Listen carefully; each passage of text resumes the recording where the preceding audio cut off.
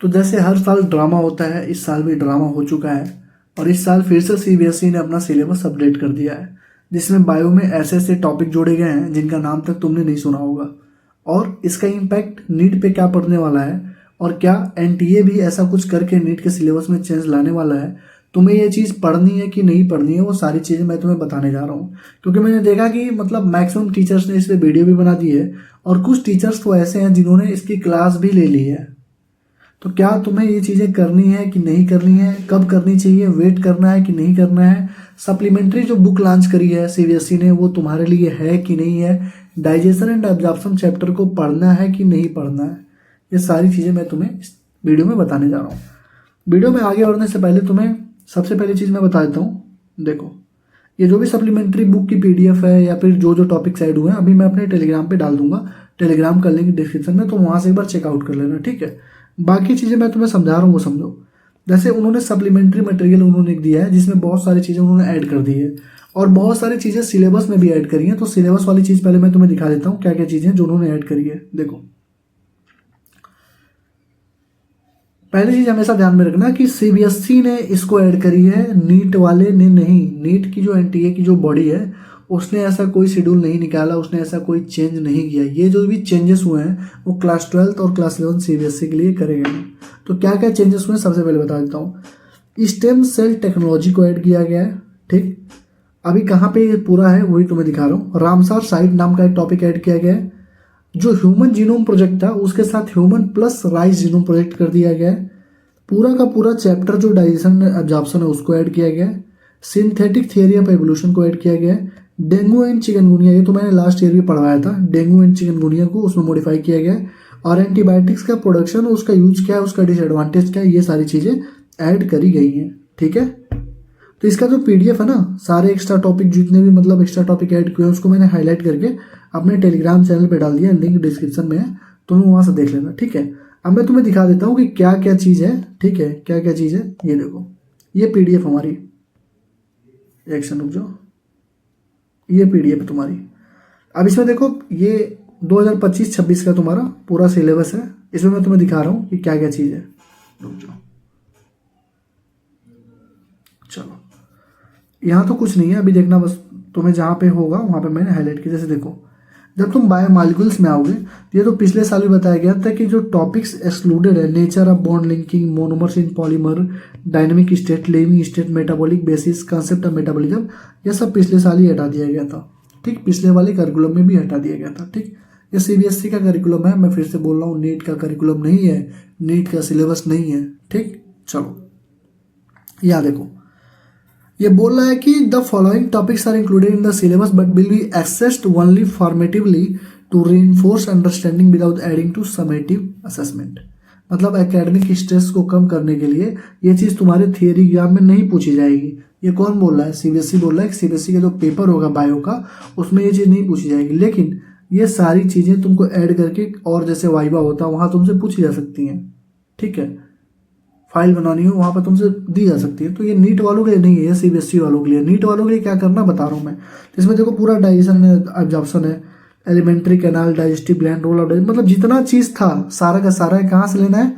Refer to CBSE reading material, जो supplementary reading material उन्होंने दे रखी है वहाँ से बोल रहे हैं कि वहाँ से आप पढ़ लेना। क्यों? क्योंकि नई जो एनसीईआरटी किताब आई उसमें तो डाइजेशन एंड एब्जॉर्प्शन चैप्टर है ही नहीं। तो ये बोल रहे हैं कि जो सप्लीमेंट्री बुक आई है, जो अभी मैं पीडीएफ डालूंगा टेलीग्राम पे, उसको एक बार तुम लोग देख लेना, ठीक है, कि उसमें क्या क्या दिया गया है, वहां से पढ़ने को बोल रहे हैं, ठीक।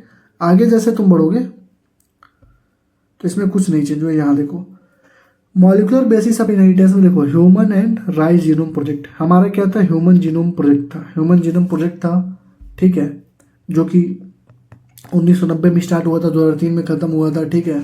और हमारे पास जितने भी बेस पेयर थे, जितने भी डीएनएम बेस पेयर थे, सबके लिए था, एक प्लान बनाया गया था। अब उसमें उन्होंने राइस जीनोम प्रोजेक्ट को ऐड कर दिया गया। तो ये तुम्हारे में अभी नीट के सिलेबस में ऐड हुआ है कि नहीं मैं बताऊंगा बाद में, ये बस सीबीएसई के लिए बता रहा हूँ, सीबीएसई में हुआ है, ठीक। उसके बाद ह्यूमन हेल्थ एंड डिजीज में डेंगू एंड चिकनगुनिया को ऐड किया गया। माइक्रोब्स इन ह्यूमन वेलफेयर में देखो, एंटीबायोटिक्स क्या होते हैं, किसकी क्लास कितनी होती है, प्रोडक्शन कैसे होता है, इसका जुडिशियली यूज कैसे करोगे, इसके एडवांटेज क्या है और डिसएडवांटेज क्या है। दुनिया में अगर सबसे ज़्यादा किसी चीज़ का डिसएडवांटेज है तो एंटीबायोटिक्स का ही है। एंटीबायोटिक्स लेने से इतनी सारी दिक्कतें हो जाती हैं, लेकिन लोग बिना सोचे समझे एंटीबायोटिक्स पे एंटीबायोटिक्स लेते रहते हैं। ठीक, बायोटेक में देखो स्टेम सेल टेक्नोलॉजी का ऐड हुआ है। ठीक, और बायोडाइवर्सिटी एंड कंजर्वेशन में रामसार साइट का भी एडिशन उन्होंने किया हुआ है। तो इतनी चीज़ें उन्होंने तुम्हारी एक्स्ट्रा चीज़ें ऐड करी हैं जो मैंने तुमको यहाँ पे दे दी। ये पीडीएफ भी मैं डाल दूंगा अपने टेलीग्राम पे, लिंक जो है डिस्क्रिप्शन में है। ठीक, तो ये तुम्हें करना है, मतलब ये तुम्हें सीबीएसई वालों ने दिया है। अब देखो जो उनका सप्लीमेंट्री बुक है उसमें उन्होंने क्या क्या दिया, एक बार वो देख लो। सप्लीमेंट्री बुक का देख लो एक बार, ये देखो, ये सप्लीमेंट्री बुक है जो उन्होंने लॉन्च करी है। ठीक, देखो दिखाता हूँ मैं तुम्हें, ये देखो,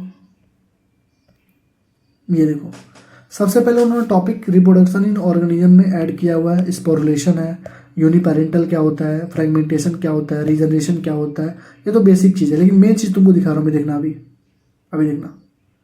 जैसे तुमको पॉलीजेनिक इनहेरिटेंस के बारे में तुमने पढ़ा है ना, एनसीईआरटी में पॉलीजेनिक इनहेरिटेंस के बारे में थोड़ा सा दिया हुआ है, लेकिन यहाँ पे पॉलीजेनिक इनहेरिटेंस के बारे में इस बुक में इन्होंने डिटेल में कर दिया है। गाल्टन ने दिया था क्या क्या होता है, क्वांटिटेटिव कैरेक्टर्स क्या क्या होते हैं, सारी चीज़ें इन्होंने इसमें ऐड कर दी है। ठीक, उसके बाद और भी टॉपिक्स हैं, जैसे इन्होंने पूरा एक्सप्लेन कर दिया पॉलीजेनिक इनहेरिटेंस।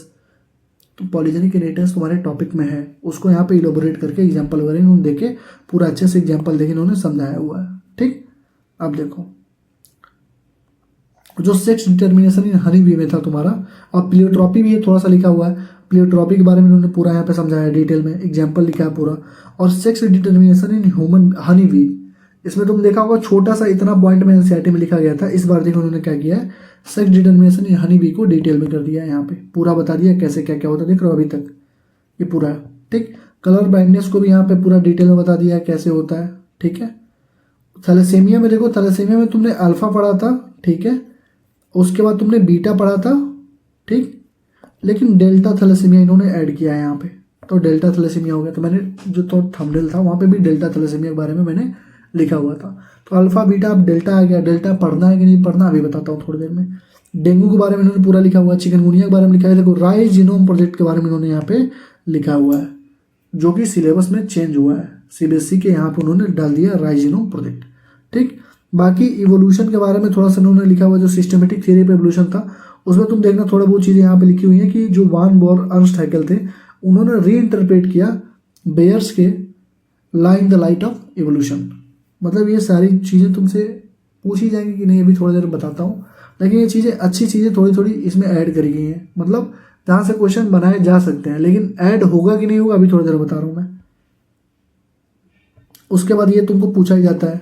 ठीक है, एनसीईआरटी में थोड़ा कम दिया, लेकिन यहाँ पे देखो कई बार दिया, अच्छे से दिया हुआ है। ठीक, उसके बाद देखो एंटीबायोटिक से क्लास चॉइस कैसे होती है, रेजिमेन कैसे देते हैं, डिसएडवांटेज क्या है, ये भी पूछा गया है, यहाँ पे दिया गया है। ठीक, उसके बाद एंटीबायोटिक्स का जुडिशियस यूज क्या होगा कि हमको जब सेल्फ प्रिस्क्राइब करते हैं हम लोग एंटीबायोटिक्स को, तो उसके बहुत सारे दिक्कत होते हैं क्योंकि हमको पता नहीं होता कौन सा एंटीबायोटिक कब लेना है। अब देखो स्टेम सेल टेक्नोलॉजी के बारे में अच्छा दिया, यहाँ से क्वेश्चन अच्छे खासे बन सकते हैं। ठीक, बता रहा हूँ कैसे करना है अभी। देखो रामसार साइट के बारे में यहाँ पे दे दिया पूरा। ठीक है, तो ये चीज़ें तुम्हारे पास थी जो एक्स्ट्रा चीज़ें इन्होंने ऐड किया। जैसे डायबिटीज इंसिपिडस के बारे में तुम्हारे वहाँ पे दिया हुआ था, anti diabetic hormone diabetes insipidus के बारे में दिया हुआ, तो यहाँ पे थोड़ा डिटेल में कर दिया उन्होंने। तो तुम्हें ये चीज़ करनी है कि नहीं करनी है, बस मैं ये बता रहा हूँ। ठीक, बस उसका ध्यान से सुनो। देखो देखो एक सेकंड रुक जाओ, तुम्हें ये चीज़ करनी है कि नहीं, बस ये समझो।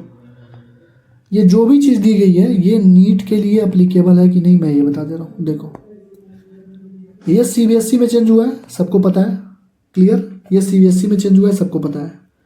जब तक नीट के सिलेबस अब अपडेट होगा, फेब के एंड तक होता है, मतलब फेब की स्टार्टिंग में एंड तक हो जाएगा।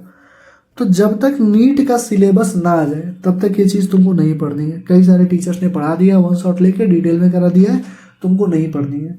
जब तक नीट के ऑफिशियल वेबसाइट पे इसका एक नोटिस नहीं आता है कि ये चीज़ हमने ऐड करी है, तब तक तुम्हें नहीं करना है, क्योंकि ये सारी चीज़ सीबीएसई और बोर्ड एग्जाम के लिए है। तुम्हारे नीट के लिए ऐसी कोई इन्फॉर्मेशन नहीं है, तो तुम्हें ये चीज़ नहीं करनी है। ठीक, अगर तुम एक्स्ट्रा कुछ करना चाहते हो, कुछ पढ़ना चाहते हो, तो जैसे हनी वी के बारे में तुम्हारे में दिया हुआ है। ठीक है, कैसे इसकी सेक्स डिटरमाइन करते हैं, तो तुम हनी वी यहाँ से पढ़ सकते हो। ठीक है, जैसे वहाँ पे तुम्हारे जो भी सिलेबस में दिया हुआ है, जैसे रामसार साइट के बारे में बस हल्का सा नाम लिखा हुआ है, तो तुम रामसार साइट को एक बार देख सकते हो यहाँ से किताब से।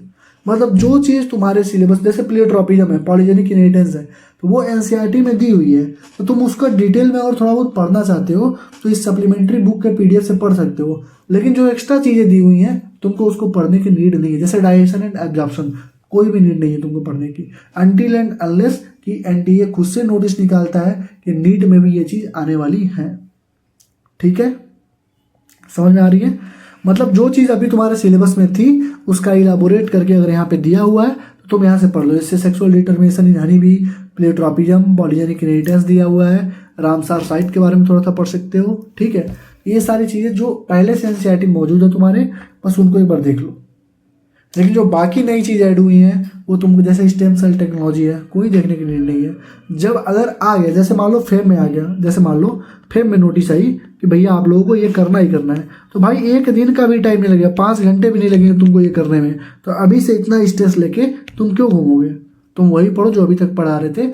अगर ये चीज़ होती है तो भाई 4 से 5 घंटे लगेंगे, कोई सा भी वन शॉट उठा के तुम देख के अपना काम कर लेना। ठीक है, तो अभी इन सब चीज़ों के चक्कर में मत पड़ो, जितना दूर रहोगे उतना ज़्यादा सही रहेगा। अगर ऐसा कुछ होगा तो मैं बता दूंगा। ठीक है, लेकिन वही जो बताया हूँ, जो जो चीज़ वहाँ पे है अगर इसमें दी हुई है तो थोड़ा सा इलेबोरेट करके पढ़ लो। ठीक है, यही बताना था। बच्चे बहुत परेशान थे, पूछ रहे थे भैया क्या करें, पढ़े कि ना पढ़े, तो बोल दे रहा हूँ मत पढ़ो। ठीक, जो एक्स्ट्रा चीज़ें थोड़ी थोड़ी हैं वहाँ से इलाबोरेट करके पढ़ लो।